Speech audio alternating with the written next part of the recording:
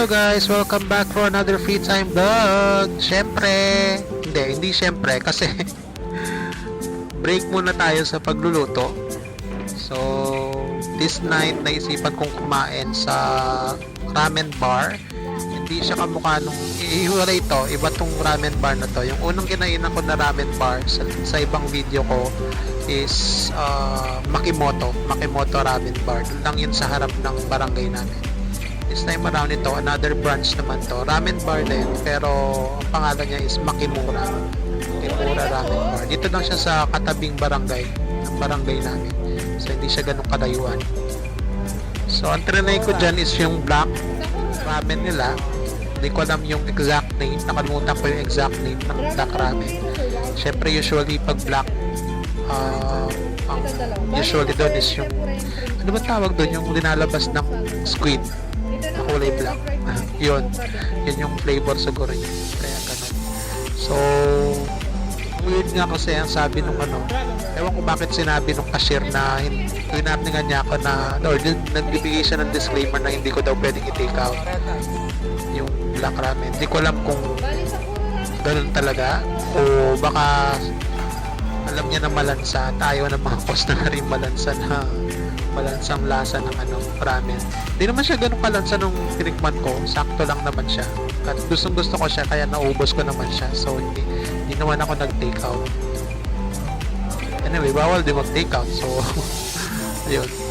So bukod dun sa black ramen na binili ko or in-order ko, nag-order din ako ng anong tawag doon?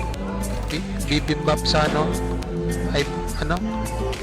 kimbap sa Korea, sa sushi yata, or ano bang ibang tawag sa sushi, basta yun na yun. So nag-order ako ng ganon, at saka yung juice ko is yung red tea.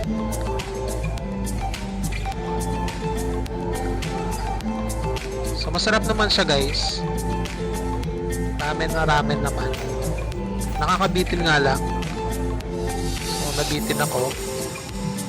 Masarap siya pero nakakabitin dahil hindi naman masasabing konti dahil makagutom lang talaga ako gabing yan.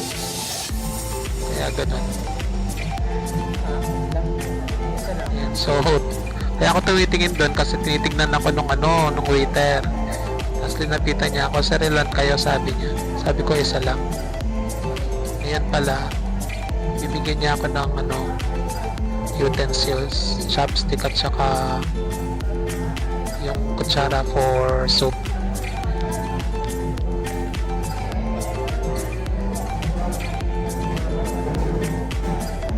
Yan, so tinitingnan ko yung resibo kung ano yung pinag-order ko. Ano lang siya guys, less than 500 yung order ko dyan. So, pwede na. Siyempre, serving water, yung utensils.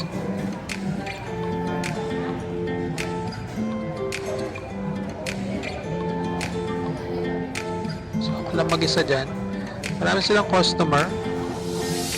Di gaya dun sa Makimoto. Nung kumain ako dun, isang table lang ang meron meron tao tapos ako. Ito marami. Siguro mga 1, 2, 3, 4, 5, 6 tables ang occupied nila.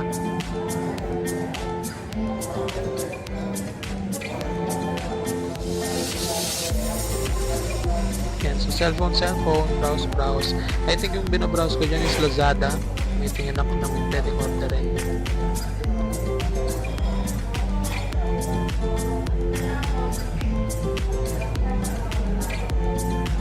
Gutom lang ako dyan guys, kaya medyo napahiwala yung pagkain natin. Hindi na tayo nagluto. Lumabas na tayo. Kasi gusto ko rin namang itry yan. Ang gabing yan talagang gusto ko mag-ramen, kaya trinay ko na rin yan yung Makimura.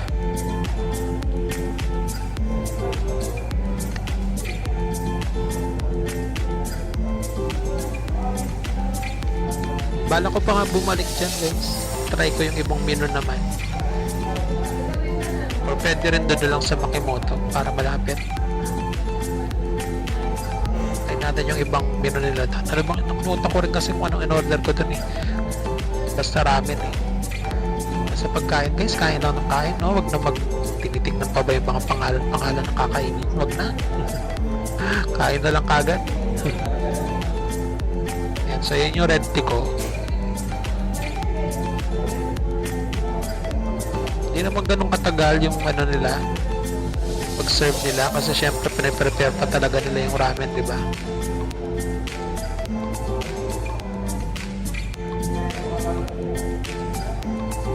So tinitingnan ko rin yung ano nila, yung lugar nila maganda.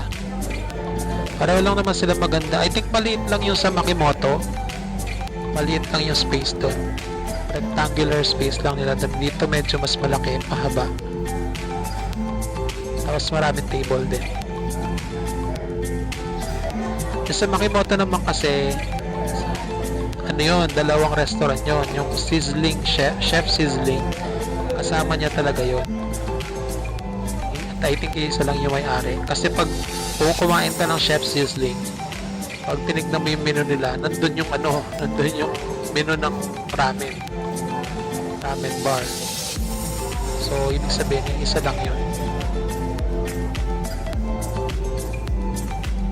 Next time kakain ako ulit sa Makimoto tsaka sa Chef Sizzling kasi gusto kong kumain na ulit ng ano eh, ang tawag doon, steak. Di ba yung steak nila doon, hindi ko pa na video.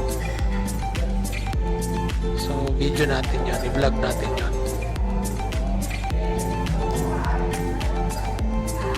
Ayan, so tinitignan ko siya. Actually hindi ko in-expect na black soup yung order ko.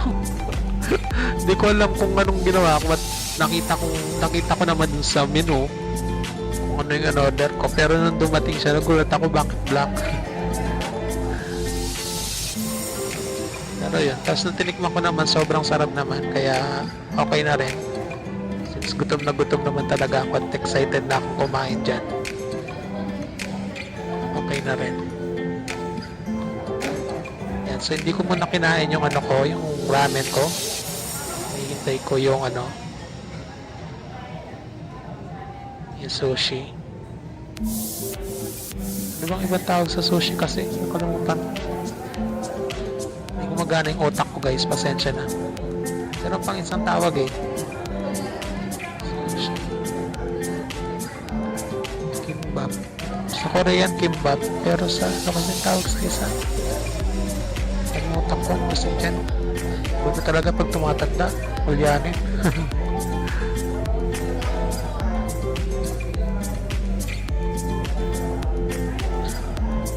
Ayan, so browse muna sa cellphone while naghihintay.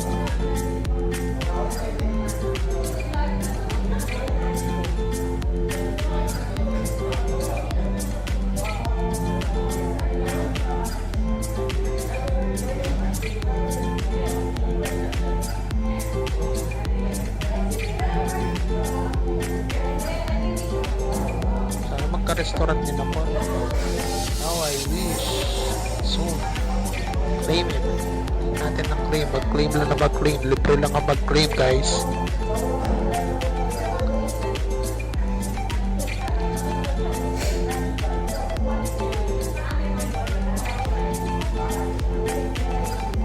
Sashimi. Sashimi ba guys? Ibang name ng ano, sushi. Sashimi. Yata. Ewan ko. Bahala na.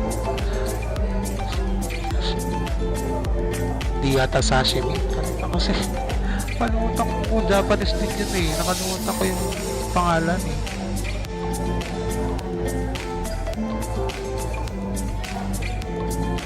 Basta ewan. Kayo nang bahala guys.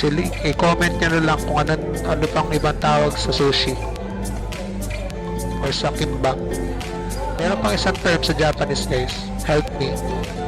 I-comment nyo na lang yan para maalala ko.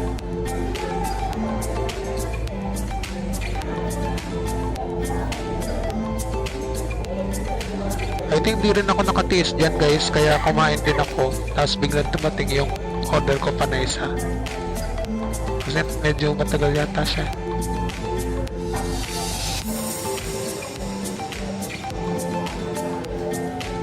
Gustong gusto ko na yan guys, yung red tea at saka yung blue. Sarap na sarap ako. Naghahanap nga ako ng ano eh. Pagbibilhan yan sa ano, sa TikTok market. Yung maramihan siya, isang malaking pack siya ganun. Powder.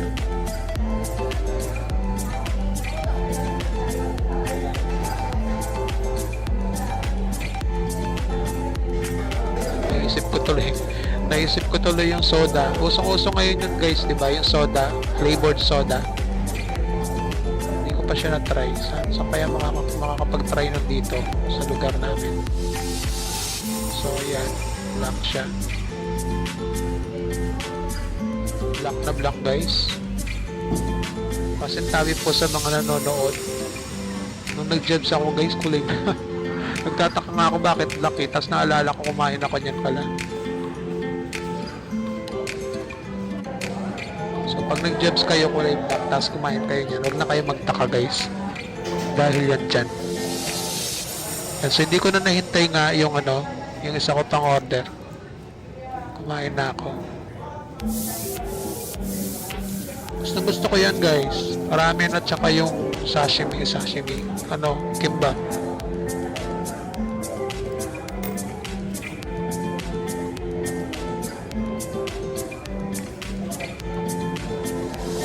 Tinignan ko yung resibo guys, baka mamaya hindi na punch in.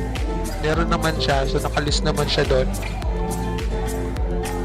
Medyo matagal lang talaga sigurong i-prepare. Yan guys, so buusok pa oh, sarap sobra. Try nyo. Kung ayaw nyo na medyo malansa ng konti, yan yung medyo may lansa siya, may konting lansa siya eh. So kung ayaw nyo yun, meron pa namang ibang ramen dyan, so try nyo na lang. Pero masarap guys. Gusto nyo magpaka-Japanese, minsan kailangan natin mag-try ng gano'n, di ba? Mag-explore gano'n. So try nyo dyan sa Makimura o sa Makimoto, pareho lang naman yun. Though mas marami yata yung menu, mas marami yung menu dyan sa Makimura. Tapos bukod sa marami is maraming available, konti lang yung hindi na cross out. Sa ano medyo madaming hindi available eh sa Makimoto. Hindi ko lang alam kung pareho yung menu nila guys, not sure, pero ramen din, parehong ramen. Ayan na siya. Yun, ang sarap guys, sobra.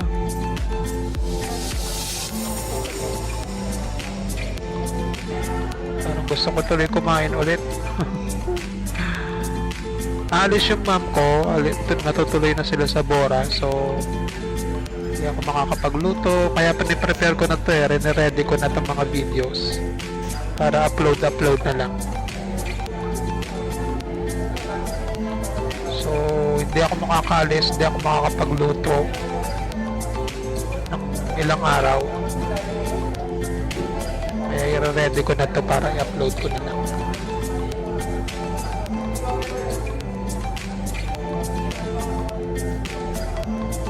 Sarap guys, try nyo.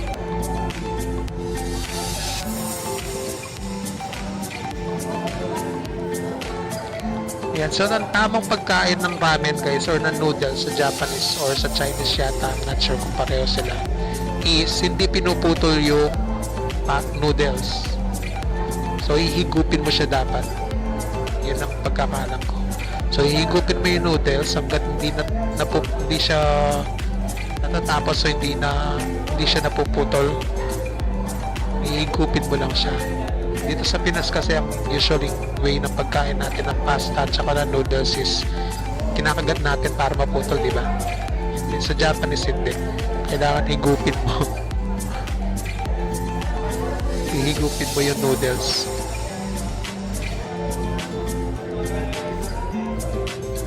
Respeto na rin daw yun sa mga chef, sabi nila. Kasi sa Japanese, di ba, usually yung mga noodles nila is talagang ginagawa by hand, hindi siya by machine.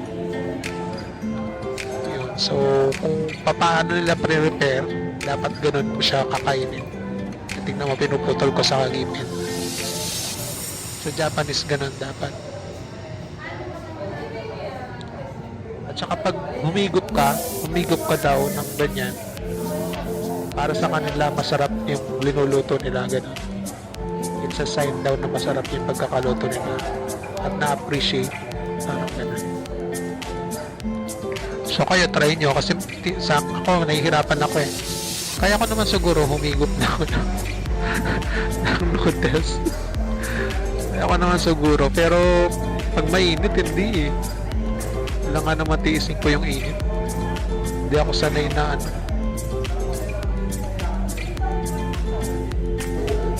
Sarap na sarap ako dun yung isa sa ano na yan, sashimi or ano ba yan, kimbap. Yung seaweed yun guys. Ay hindi, ano yata, yung pork.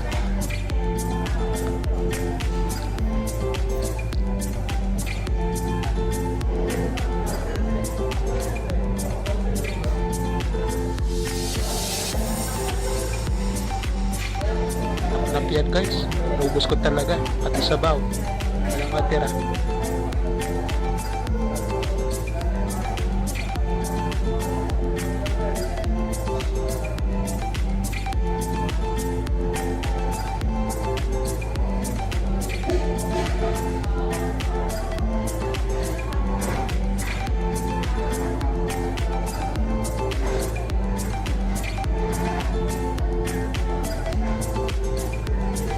Sarap. Nagugutom ako. Gusto kong kumain ulit dyan.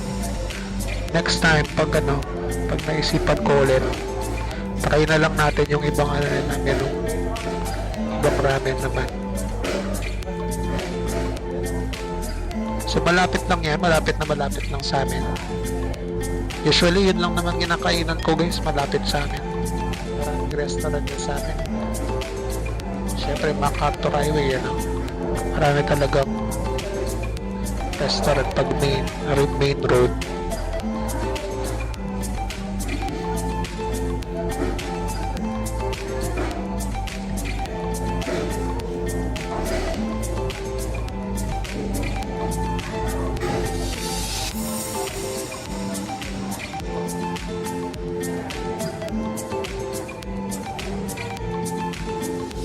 Yan, egg yun. Magpaka-Naruto eh. Kung si Naruto mahilig sa ramen. Sarap yun guys, sobra. Try natin yung ibang menu nila. May iba pa silang ganyan eh.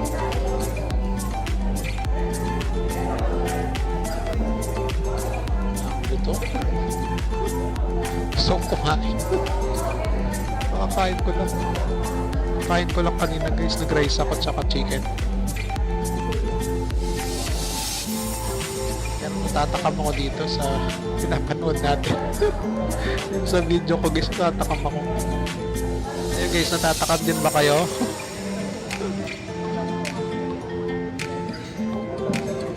Basta may extra tayo. Kain lang na kain, diba? Treat natin yung sarili natin. Hindi naman masama yun.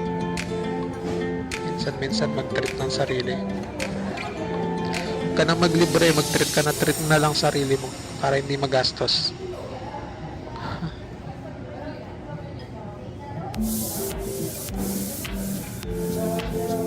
Wala na ako dun sa era na naglilibre. Dati libre ako ng libre guys eh. Ngayon puro sarili ko na lang. Titipid-tipid. Sarap. Ang sarap-sarap.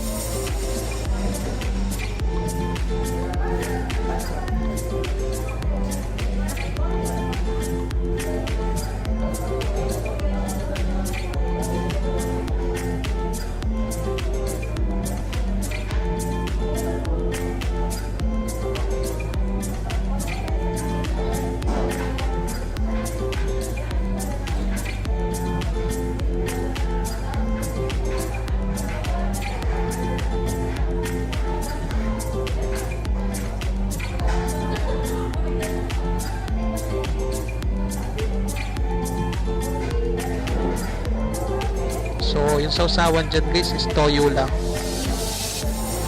Mild na lasa na ng toyo at tapos doon nagyan ko na lang ano kasi green guys.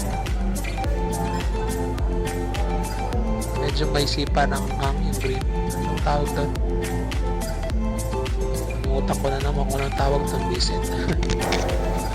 Lahat na lang nakalilimutan ko.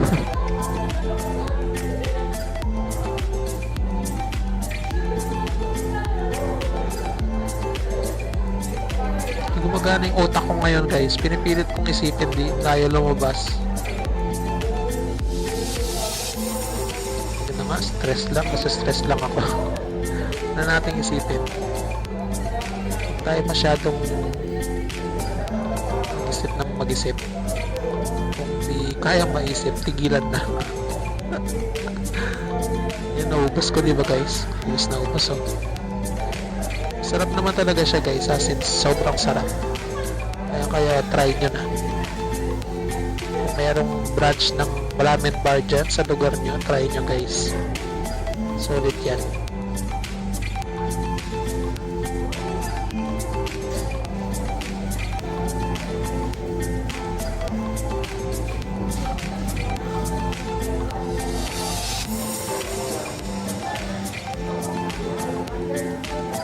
Medyo mahaba tong video na to, no? 23 minutes. Kulang sa ano? Sa edit. Edit ko na to eh. Tinanggal ko yung iba. Pero maikli lang to nung video ko guys. 29 minutes lang. Usually pag ganyan kaliit yung ano, yung raw video, usually nasa ano lang yan dapat 10 minutes, 13 minutes, 15 minutes ganyan. Pero ito hindi ko masyado na edit. Hindi ko masyado natanggal yung hindi dapat. Ayan oh, ubas na ubas guys. Punta nyo naman. So nag-water na lang ako dyan.